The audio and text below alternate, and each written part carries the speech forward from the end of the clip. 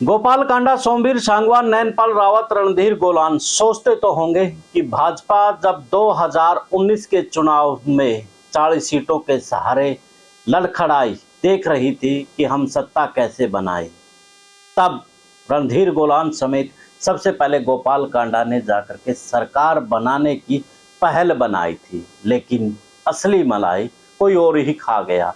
उसके बाद दुष्यंत चौटाला ने भी सहयोग दिया, लेकिन सोमवीर सांगवान, रणधीर गोलान, इन जो विधायक है इनके हाथ आई तो चेयरमैनी, वो भी कुछ सालों के लिए। उसके बाद उनकी चेयरमैनी उनसे ले ली गई। सोमवीर सांगवान किसान आंदोलन के दौरान उसकी चली गई थी। दुष्यंत चौटाला पूरे समर्थन निर्दलियों ने भी दिया था और समर्थन जजपा ने भी दिया था, लेकिन सारी मलाई दुष्यंत चौटाला के हाथ में आ गई। उसके बाद गोपाल कांडा समेत सभी विधायकों को यही था कि कहीं ना कहीं हमारा भी वक्त आएगा, भाजपा हमारे भी सुध लेगी, लेकिन उनकी सुध लेने की बजाय भाजपा ने गेम कुछ और ही कर दिया। एक विधायक को ही उन्होंने सिर पर बैठा के रखा, सिर आंखों पर बैठा के रखा, उसको कैबिनेट में भी जगह दी, उसको फिर दोबारा से जब सत्ता तोड़ करके दोबारा शपथ ग्रहण हुआ, फिर से कैबिनेट में उसको जगह दी। कैबिनेट में जगह देने के बाद उसको फिर लोकसभा की टिकट भी दे दी गई, वो है रणजीत सिंह चौटाला। तो इस बात से अंदरूनी खफा तो जरूर होंगे गोपाल कांडा कि जब बुरा वक्त ऐलनाबाद के चुनाव में था, भाजपा को जब गांव में कोई घुसने नहीं दे रहा था, तब हमने चुनाव लड़ा। हमने पूरा खेल यानी कि अभय सिंह चौटाला के खिलाफ ऐसा तैयार किया कि एक माहौल बना दिया कि भाजपा अब भी जिंदा है, यानी कि किसान आंदोलन के दौरान। लेकिन फिर भी गोपाल कांडा को दरकिनार करके सीधे रणजीत सिंह चौटाला को सीधा फायदा दिया गया। आपको क्या लगता है कि रणजीत सिंह चौटाला को इतनी अहमियत देने के बाद जो निर्दलीय है विधायक हैं, वो चुनाव के बाद अपना रंग दिखाएंगे या नहीं दिखाएंगे? रणजीत चौटाला को इतना सिर आंखों पर बैठाना भाजपा को भारी पड़ेगा या नहीं पड़ेगा? जजपा के जो विधायक हैं, उन्होंने अपने पार्टी के नेता दुष्यंत चौटाला से दुश्मनी ली, भक्ति दिखाई, लेकिन उस भक्ति के मुकाबले में उनको उस मान सम्मान नहीं मिला। तो क्या खेल चुनाव के बाद होगा? कमेंट में आपकी राय जरूर दें। सभी को नमस्कार, राम राम। मैं कुलदीप खंडेलवाल, दावी सप्रेम न्यूज, हरियाणा न्यूज फ्लैश। 2019 के चुनाव के बाद लग रहा था कि निर्दलीय चुनाव के हाथों में लड्डू है, लेकिन दुष्यंत चौटाला का जब समर्थन हुआ, उनके हाथों से लड्डू गिरते नजर आए और सत्ता की चाबी दुष्यंत चौटाला के हाथ में आई। और उसके बाद दुष्यंत चौटाला अपनी मनमर्जी से सरकार को चलाता नजर आया। मनोहर लाल खट्टर से भी ज्यादा पावर लिए दुष्यंत चौटाला बैठा था और उसके कार्यकर्ताओं को भी वो काम दिलवा रहा था, बल्कि भाजपा के जो कार्यकर्ता है वो रोते नजर आते थे कि हम तो सत्ता में बैठे तो हैं, लेकिन दुष्यंत चौटाला उस चीज का फायदा उठा रहा है। हालांकि वो अलग बात है कि जो उसके विधायक थे वो उससे नाखुश नजर आ रहे थे, वो भाजपा की भक्ति में लीन थे।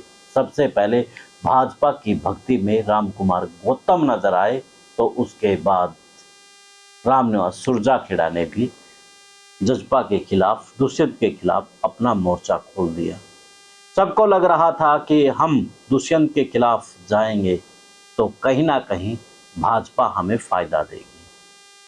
अब जैसे ही चुनाव नजदीक आए, लोकसभा के चुनाव, विधानसभा के चुनाव को भी महज कुछ समय बचा, अभी लोकसभा के चुनाव है, उससे पहले सरकार में बड़ा परिवर्तन होता है और सरकार के परिवर्तन के बाद दुष्यंत चौटाला के साथ में मनोहर लाल खट्टर भी हटा दिए जाते हैं और उसके बाद नए कैबिनेट का विस्तार होता है।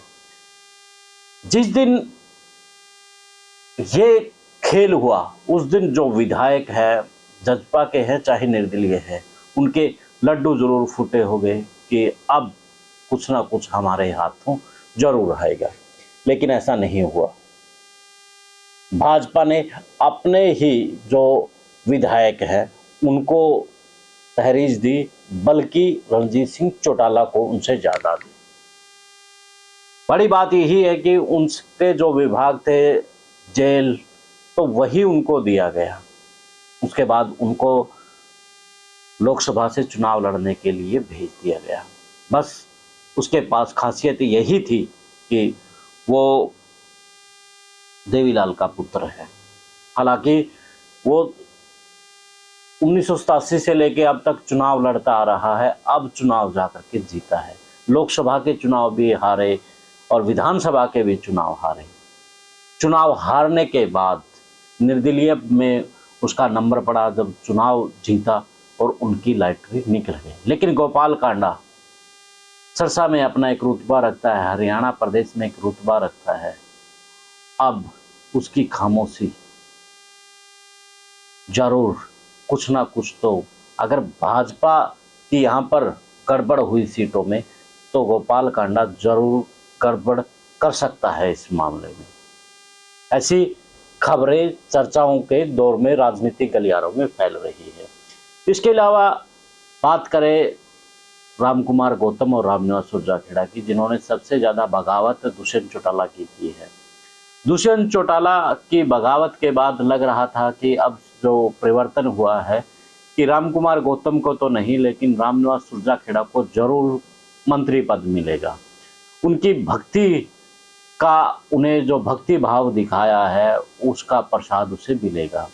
रामनिवास सुरजाखेड़ा को भी भक्ति का भाव ना मिल करके उसी के समाज के विशंबर वाल्मीकि को मंत्रालय दे दिया गया है। और आगे अब मुश्किल चांस लगते हैं, क्योंकि जो समीकरण बैठाने के लिए विशंबर को एक बार मंत्री पद दे दिया है, तो अब रामनिवास का नंबर आना मुश्किल है। बड़ी बात यही है कि भक्ति अब लूट चुकी है, यानी कि भक्ति करना रामनिवास को रास नहीं आ रहा है।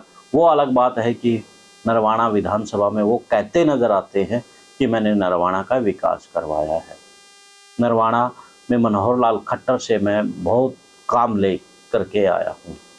लेकिन मंत्री पद नाम मिलना कहीं ना कहीं 30 तो मन में जरूर होगी। रणजीत सिंह चौटाला को पावर देना, अन्य विधायकों को ना देना, कहीं ना कहीं अब अंदरूनी गुस्सा जरूर होगा। आपको क्या लगता है कि गुस्सा होगा या फिर नहीं? कमेंट में अपनी राय जरूर दें। देश और प्रदेश की खबरों के लिए देखते रहिए विश्व प्रेम न्यूज़ और हरियाणा न्यूज़ प्रेस। मुझे दें इजाज़त, मिलते हैं एक नए वीडियो, एक नए विश्लेषण में। जिंदाबाद।